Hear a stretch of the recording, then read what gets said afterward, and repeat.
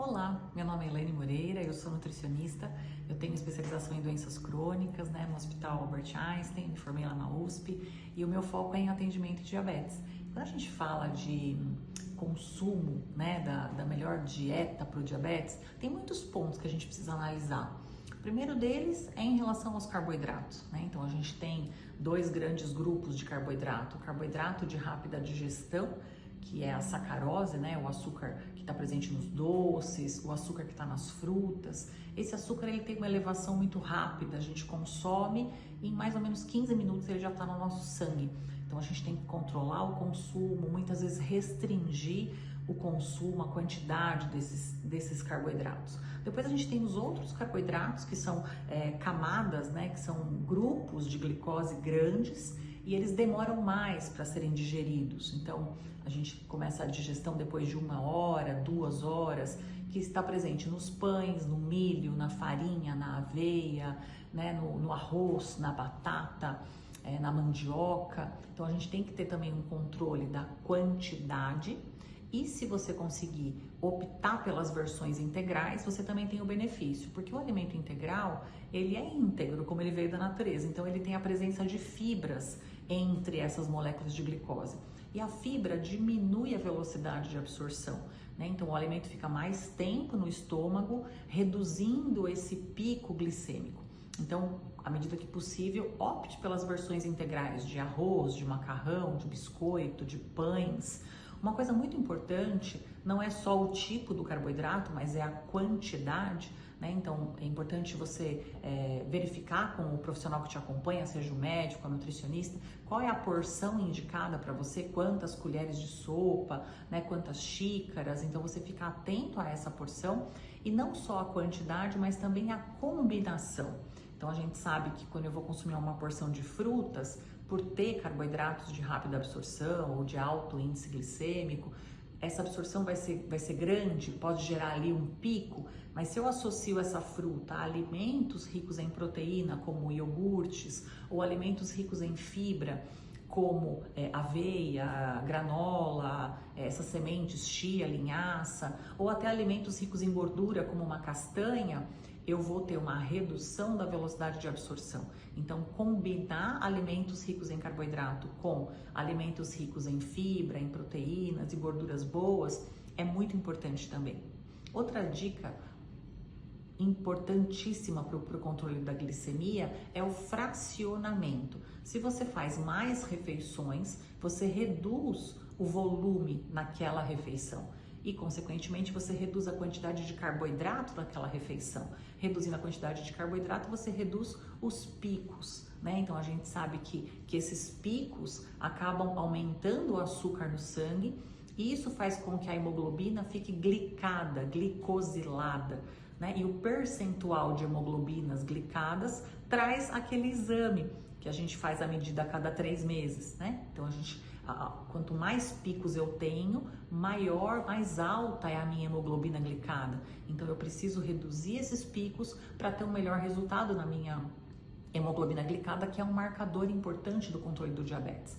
Então, faça um bom café da manhã, com fruta, com pão e com alimentos ricos em proteína, então ovos ou queijo, leite ou iogurte, Se o seu café da manhã for antes do almoço, cerca de 4 horas, faça um lanche intermediário, um iogurte, uma barrinha de cereal, uma porção de fruta com um punhado de castanha. Depois você vai para o almoço, Então o almoço você tem que pensar num prato dividido em 3 grupos. Então vai ter alimentos ali ricos em carboidrato, como arroz ou macarrão, batata, combinando essa quantidade.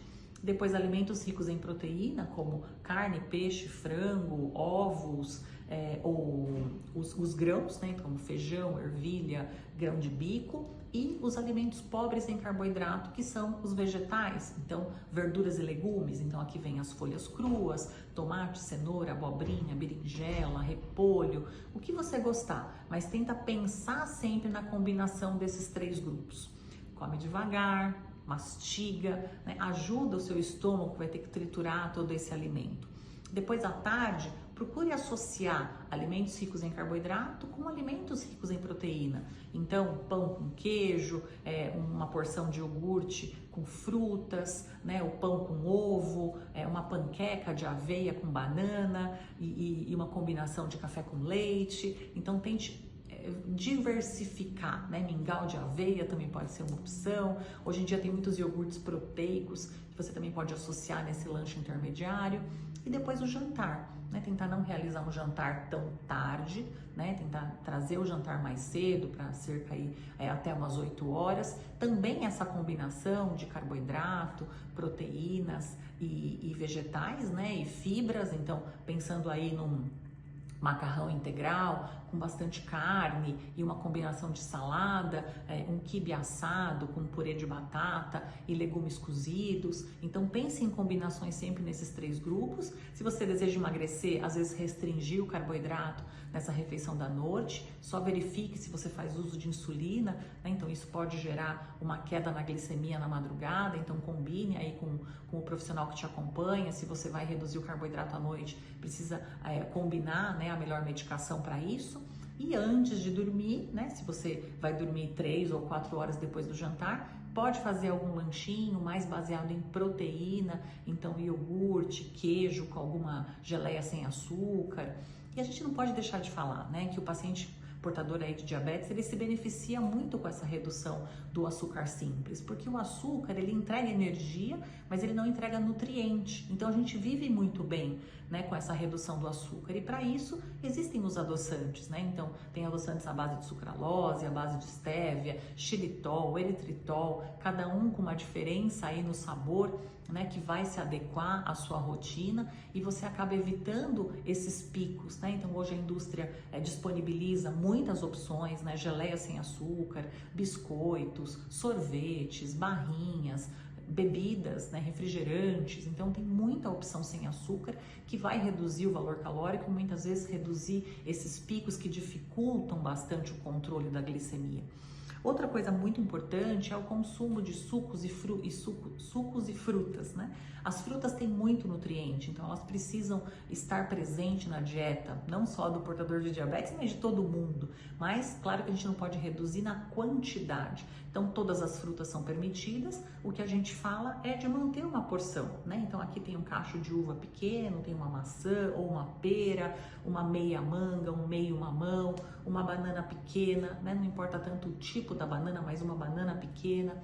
Cuidado com frutas secas, né? Porque às vezes aqui tem um cacho de uva, mas se eu for usar uma uva passa, eu vou ter uma colher de sopa só. Então pensa sempre nessa fruta, na quantidade dela fresca, né? Então, e evite o consumo exagerado de suco, porque o suco concentra muito a fruta e muitas vezes não tem nem água, que é o caso do suco de laranja, o suco de uva, suco de melancia. Às vezes eles usam uma grande quantidade de fruta para produzir um copo, às vezes uma quantidade até maior do que você consumiria se fosse só a fruta, né? No caso do suco de laranja. Então evite esses sucos concentrados, use sucos mais diluídos como limonada, suco de maracujá, suco de abacaxi, laranjada, sucos que estão ali diluídos com água para não ter uma concentração de carboidrato tão grande. Outra coisa importante é o controle do peso, né? Então a gente sabe que o excesso de gordura causa uma resistência à ação da insulina, atrapalha tanto o portador do diabetes tipo 1 quanto o paciente que tem diabetes tipo 2 também. Então controlar o peso é importante, né? Fazer uma medição ali pelo menos uma vez por mês para entender como que está o peso, e reduzir o consumo de gordura, principalmente as gorduras saturadas. Então evitando quantidade de frituras, alimentos ricos em queijo ou embutidos, né? Então cortes muito gordo de carnes, né? Então muita costela, muita linguiça, pernil. Então evita esse consumo de gordura saturada para te ajudar a manter o peso e evitar problemas cardiovasculares, né? Então eu acho que a gente fez um resumo, né? Então pensando em fracionamento, pensando em controle do consumo de carboidrato, pensando em refeições menores e mais fracionadas, a porção de fruta, de carboidrato, tomando muito cuidado com o consumo de proteína. A gente sabe que a proteína é um nutriente muito importante que ajuda na manutenção da massa muscular, e a proteína é uma molécula complexa, então ela fica mais tempo no estômago, por isso ela retarda a liberação do carboidrato para o sangue. Então, numa refeição que você combina alimentos ricos em carboidrato com alimentos ricos em proteína, você vai ter uma redução do pico glicêmico, você vai ficar saciado por mais tempo.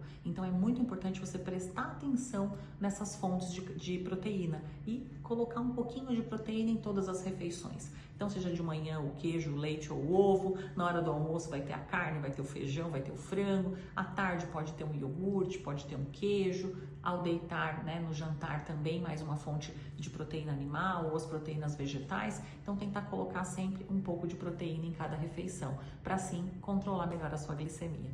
Espero ter ajudado, um grande abraço e agradeço o convite.